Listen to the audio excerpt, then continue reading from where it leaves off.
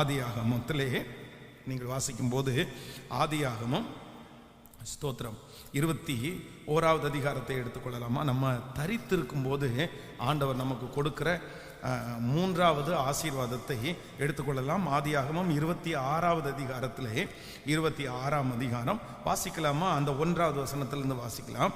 26வது அதிகாரம் 1வது வசனத்திலிருந்து, ஆபிரகாமின் நாட்களில் உண்டான பஞ்சத்தை அல்லாமல் பின்னும் ஒரு பஞ்சம் தேசத்தில் உண்டாயிற்று. அப்பொழுது ஈசாக்கு பெலிஸ்தியருக்கு ராஜாவாகிய அபிமெலேக்கிடத்திற்கு கேராருக்கு போனார். கர்த்தர் அங்கே தரிசனமாகி, நீ எகிப்திற்கு போகாமல் நான் உனக்கு சொல்லும் தேசத்திலே குடியிரு. இப்பொழுது 12வது வசனத்துக்கு வாக்கல வரலாமே. 12வது வசனம், ஈசாக்கு அந்த தேசத்தில் விதை விதைத்தான்.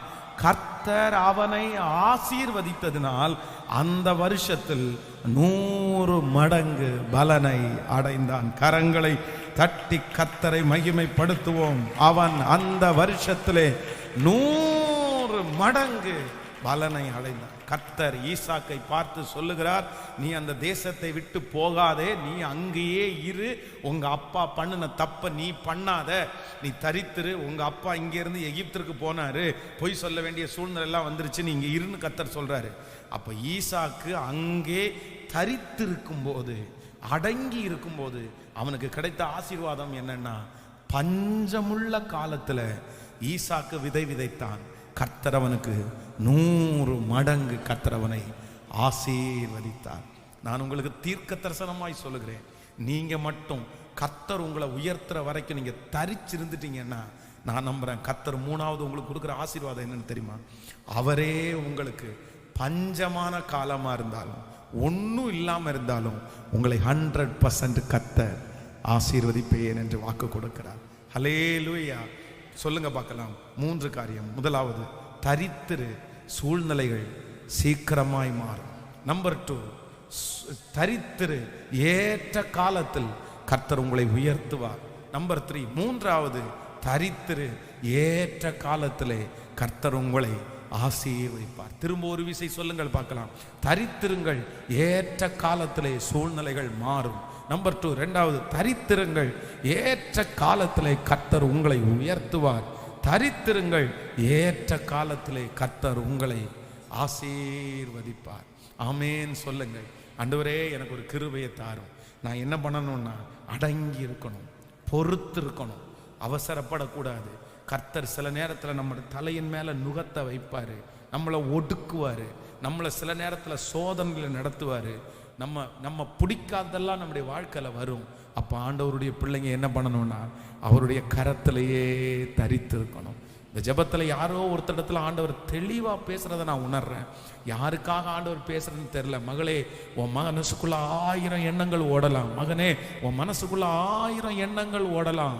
இல்ல, ஆண்டவர் வாக்கு கொடுக்கிறாரு, தரித்திரு, தரித்திரு, தரித்திரு, அடங்கி இரு.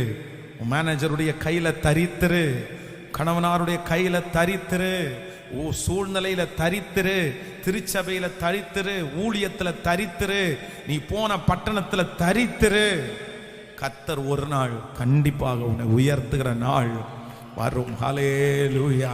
கர்த்தர் உன்னை பார்க்கிறார். உன் சிறுமையை கர்த்தர் பார்க்கிறார். உன் அங்கலாய்ப்பை கர்த்தர் பார்க்கிறார். உன் கண்ணீரை கர்த்தர் பார்க்கிறார். அது கர்த்தருடைய கணக்கிலே இருக்கிறது.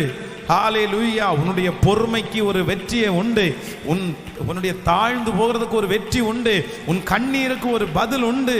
உன் அவமானத்திற்கு ஒரு பதில் உண்டு. கர்த்தர் நீதி உள்ள நியாயாதிபதி அல்லவா? ஆண்டவர் நீதி உள்ள நியாயாதிபதி அல்லவா? எப்படி உன்னை கைவிடுவார்? எப்படி ஆண்டவர் உன்னை மறந்து விடுவார்? அவர் மறக்கவே மாட்டார். ஆமென். ஹல்லேலூயா. கர்த்தர் நம்மை ஒரு நாளும் கைவிடவே மாட்டார். என்ன பண்ணணுமா? தரித்திரு. சொல்லுங்க பார்க்கலாம் எல்லாருமே, தரித்திரு, தரித்திரு. பரவாயில்ல, தரித்திருங்க. தாவீது 15 வருஷத்துக்கு மேல அபிஷேகம் பண்ணப்பட்டு அனாயிண்டிங் வந்து சாமுவேல் வந்து தைல குப்பியை எடுத்து உடைச்சு நீதாண்டா ராஜான்னு பிரதிஷ்டை பண்ணதுக்கு அப்புறமே அத்தனை வருஷம் காத்திருந்தார். அத்தனை வருஷம் தரித்திருந்தார். ஒரு கேள்வி கூட கேட்கல. ஒரு கேள்வி கூட கேட்கல. எத்தனை சூழ்நிலை, நான் ஃபர்ஸ்ட் சொன்னது மாதிரி எத்தனை சூழ்நிலை அவருக்கு. சிங்க கெவி, பைத்தியக்காரன மாதிரி நடிக்கிறது, எத்தனை அனுபவம். ஆனாலும் என்ன பண்ணாருன்னா தரிச்சிருந்தாரு. அவர் சொல்றாரு, நானா அவசரப்பட்டு நான் கண்டிப்பா சவுலுடைய இடத்தை என்ன பண்ண மாட்டேன், பிடிக்க மாட்டேன். நான் வெயிட் பண்றேன். ஆண்டவர் தானே நான் பிளஸ் பண்ணாரு, ஆண்டவர் தானே என்ன அபிஷேகிச்சாரு, ஆண்டவர் தானே என்ன படிக்க வச்சாரு, ஆண்டவர் தானே இந்த இடத்தை எனக்கு கொடுத்தாரு, கர்த்தர் தானே அந்த குடும்பத்தை உங்களுக்கு கொடுத்தாரு, கர்த்தர் தானே உனக்கு அந்த இடத்துல கொண்டு வந்து வச்சாரு, ஆண்டவரால் தான் நீங்க நடத்தப்பட்டீங்க. அப்புறம் ஏன் நீங்க ஓடணும் விட்டுட்டு, அப்புறம் ஏன் நீங்க தரித்திருக்க கூடாது? அப்படிதான் அவர் நினைச்சாரு. கர்த்தர் தான் என்ன அபிஷேகம் பண்ணாரு, கண்டிப்பா என்ன ஒரு நாள் நடத்துவாரு. கடைசியில பாத்தீங்கன்னா சுத்தி இருக்கிறவங்க சொல்றாங்க, இதுதான் கடைசி வாய்ப்பு, ஒரே போட்டுரும் அப்படின்றான். இல்ல நீயும் பின்னாடி இருக்கிறவனை வச்சு அடிக்க நம்ம அப்படிதான் இருப்போம். நம்ம ஒன்றும் பண்ண மாட்டோம். ஆனா பின்னாடி இருக்கிறவன் வச்சு நீ பண்றா அப்படின்ற மாதிரி சொல்லுவேன். அவங்க அவர் மேல எழும்ப விடாதபடி தடுத்தாராம். ஆனாப்பா ஒன்றும் பண்ணாதப்பா, விட்டுருப்பா அப்படின்னு தடுத்தாராம். கடைசியில சவுல் மரிச்ச உடனே நான் நம்புறேன் அந்த கிரீடத்தை இவரா போய் எடுத்து தலையில வச்சுக்கல. அங்க இருக்கிற ஆசாரியர்கள், படை தளபதிகள் எல்லாரும் எதிரா வந்தாங்களாம். வந்து கிரீடத்தை ஒரு தட்டுல வச்சு, ஐயா உங்களுக்காக தான் இது வெயிட் பண்ணிட்டு இருக்குது, இத்தனை வருஷம் உங்களுக்காக தான் வெயிட் பண்ண. அவருடைய தலையிலே ராஜ கிரீடத்தை வச்சு, அதற்கு பிறகு பெரிய ராஜாவாய் இயேசு கிறிஸ்துவுக்கு அவரே பெருமைப்படுற அளவுக்கு ராஜ்யபாரம் பண்ணானாமா. ஆமேன்னு சொல்லுங்க. தரித்து இருக்கிறதனுடைய ஆசீர்வாதம் வேற, அது யாருக்குமே கிடைக்காது. ஆமேன். இந்த சின்ன சின்ன பாடுகளுக்காக ஆண்டவருடைய பிள்ளையே உங்க எதிர்கால வாழ்க்கையை இழந்து விடாதிருங்க. கர்த்தர் உங்களுக்காக வைத்திருக்கிற மாணிக்கத்தை இழந்து விடாதிருங்க. கர்த்தர் உங்களை இந்த சின்ன உருவாக்குதலுக்காக இங்க தரித்திருக்காம ஓடி ஓடி ஓடி, நீ எத்தனை இடத்துல ஓடி ஒளிவ, நீங்க விட்டுட்டு எத்தனை இடத்துல நீ போவ.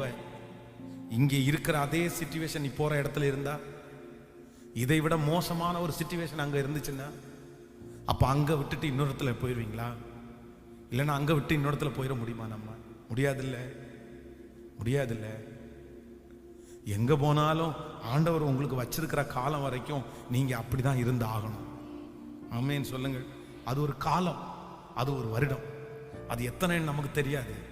அது வரைக்கும் நீங்க எங்க ஓடினாலும் அந்த செட்டப் வந்து உங்களுக்கு கஷ்டமா தான் இருக்கும். ஆனா ஆண்டவரே என்ன பண்ணுவாருன்னா, உங்களை அழகா எடுத்து ஒரு இடத்துல கொண்டு வந்து உறுதியாய் வைப்பார். ஹல்லேலூயா. எழும்பி நிற்கலாமா கர்த்தர் சமூகத்தில்?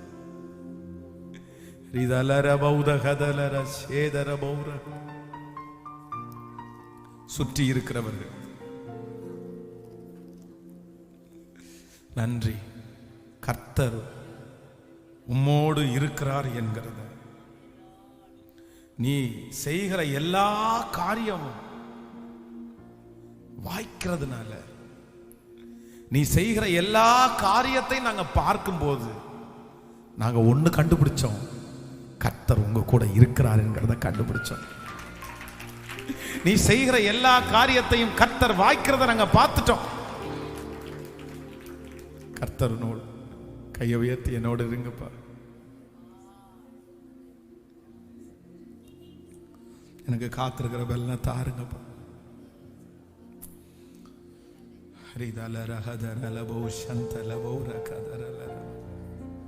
கேளுங்க, ஜெபிங்க, ஜெபிச்சிட்டே